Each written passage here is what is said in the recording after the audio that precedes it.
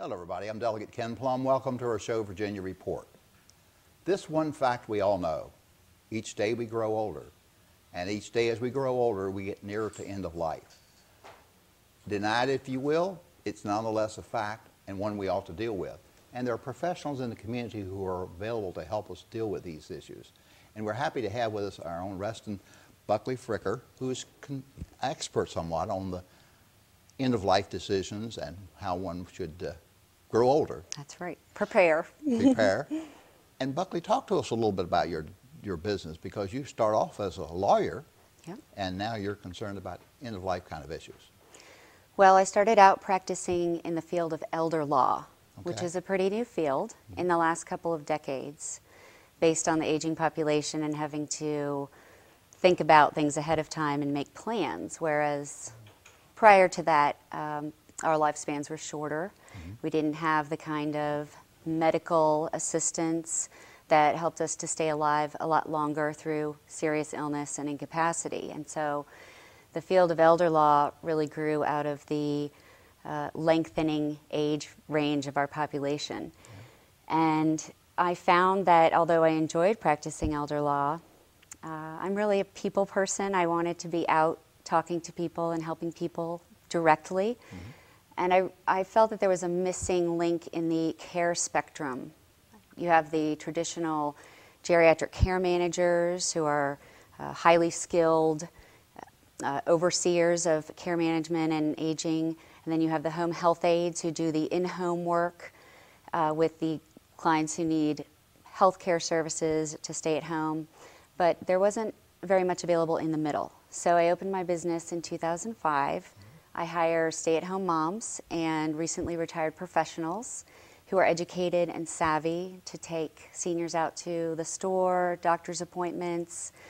It's not a covered service. It's not something that's going to be covered by Medicare, Medicaid. Companion services are generally private pay, but they can really be a great interim measure between some loss of independence and having to be at the stage where you might need assisted living or a 24-hour home health aide. Just that little bit of help can really keep you in your home and keep you independent for a long time. And it is the case, and some of us, I think, don't pause to remember just how much lifespan has expanded over the past several decades. Retirement now has moved back for many people to 55 to 50. Your life expectancy is going to be 75 or 80, so there's a big hunk of time in there. A lot of time. And there's a lot you can do. You can think about planning for your volunteer career, or your second career, or your part-time career, choosing to do the things that you always wanted to do after your traditional career. So there's that aspect of thinking ahead, thinking about how to enhance your life when you're older. And then there's also planning ahead for what I like to call the more depressing topics, which is, what if something happened to me? What if I do have a stroke? What if my spouse gets dementia? And planning ahead for those things can also really improve your quality of life. It doesn't necessarily have to be a depressing topic. It can be where you think ahead to make sure that everything is as positive as it can be. Sure.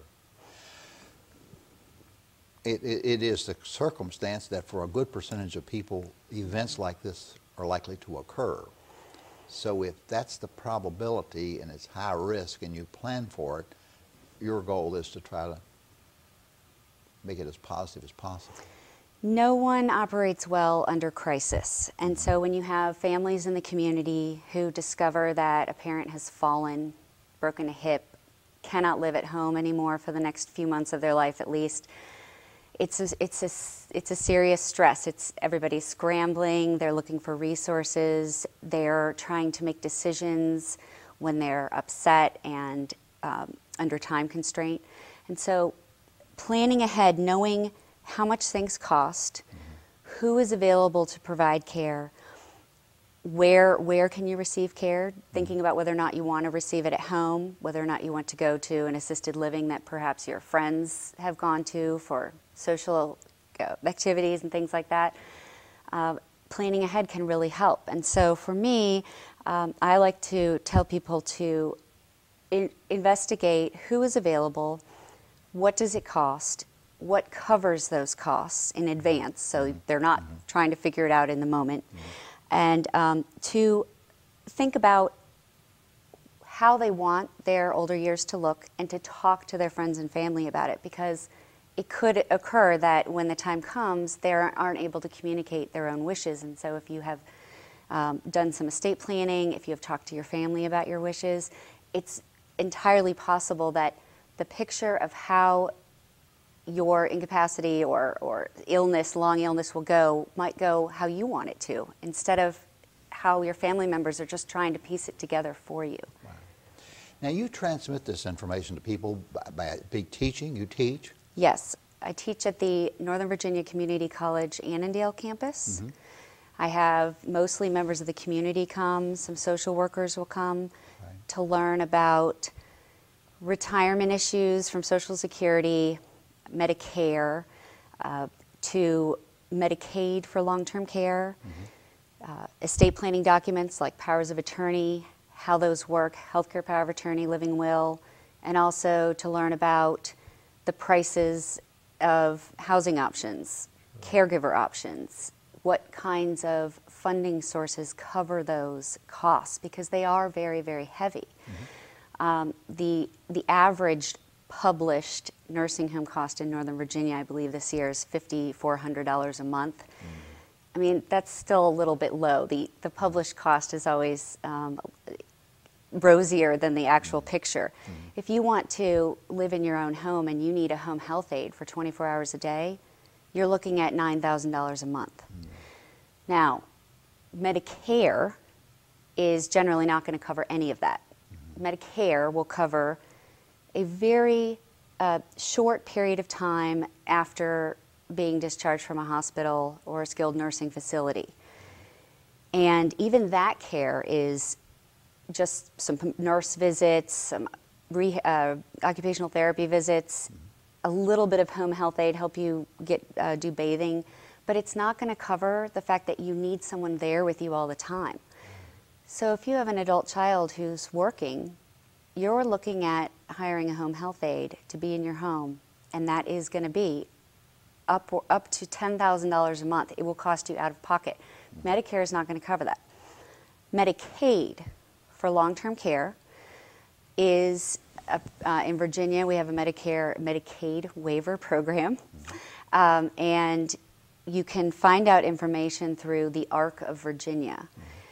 They have assistance for people on Medicaid who will help you get a home health aide into your home, help with family training and things like that. So we've got Medicare, which will cover just a very short term.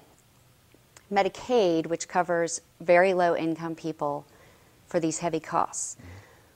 The rest of the population either is going to pay out of pocket those enormous costs, or if one option nowadays, which is very popular, and I have seen it work very well with clients, is those who have purchased a long-term care insurance policy.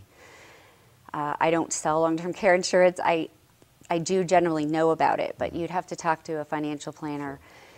If you can imagine having to pay $5,400 a month versus paying nothing because you've been paying for a long-term care insurance policy for 10 years, that can make or break everything financially for a family. And we'd have to say also, to qualify for Medicaid, you must have essentially exhausted your assets. You have to be poor to get Medicaid. It is true that if you're a single individual, you have to be poor to get Medicaid, have less than $2,000 approximately to your name. But if you are married and one spouse needs to go to a nursing home and get care, it varies by state, but in Virginia, the spouse that is staying at home is allowed to keep one residence, the residence that they're living in, primary residence, and a vehicle, and a certain amount of income a month. So the law is such that the government is trying to protect the community spouse who has lost, first of all, their spouse to the nursing home, but to make sure that they can still live in their home and stay in the community and survive. Right. So that spouse does not have to be completely poor. Right. The spouse left behind. Right. So yes, the rules vary for married people and for single people. Right.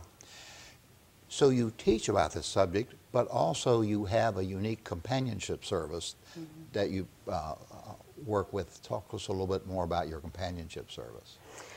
Well, I've found that a lot of individuals in the community are simply to the point where they're not comfortable driving anymore, but they're still able to live at home. Right. They're still able to manage their affairs. They just need a little bit of help. We don't, in this day and age, we no longer live in villages where you do have a neighbor right next door who can help you necessarily. Right. And so being able to pick up the phone and call my office and say, I want to go to the doctor, I have a doctor's appointment on Tuesday, can you please arrange for that? And we take care of that. It is unfortunately somewhat of a premium service because it's not going to be covered by any sort of insurance. Right. But if you're looking at the difference between living at home and just you need to get to a few doctor's appointments a month, you need to get to the store, having a service like ours where somebody will come and take you out, we're on your clock. We're on the client's clock where they don't feel like they have to wait for their son or daughter to get off work, to take them. They don't have to feel like, wow, I asked my neighbor yesterday if she would help me, now I have to ask her again. They pick up the phone and they make their own arrangements. In essence, they're keeping their independence by using a companion service. And the other thing we have to say about the uniqueness of your companion service is that we're talking about educated professional people who are the companions. Yes, and that's something that's fairly unique to my business. Right. I found that you can hire a company that provides home health aides as companions as well, because some of them will drive. The issue that I've found is the home health aides, if they do drive, they're not necessarily hooked up with the GPS and the cell phone and the MapQuest, and they're not able to navigate getting an insurance form faxed to the doctor's office, as they're standing there. That's the kind of thing that an adult child would do, and not necessarily a traditional companion or home health aide. Right. So I hired college-educated companions because I really want them to just be able to stand in, jump in, and take care of anything that the client needs in that moment, just as you would for one of your family members. Sure. So I have, at last check, I had several people on my staff with master's degrees. We really like to provide intellectual stimulation. You're not just going to go to the store. You're going to go to the store and talk about the news. Right. Or you're going to talk about world travel. Right. If we go to check in on somebody in a nursing home, we're going to send an email to the family member who lives out of state. How did they look? How are the staff treating them? The kind of extra attention that can make a difference between family understanding how their loved one is, and also the kind of loneliness that can come up when you're relying on, if you're relying on a cab or a Meals on Wheels to come and drop you a meal. It's not quite the same thing as having a chat with somebody. Sure.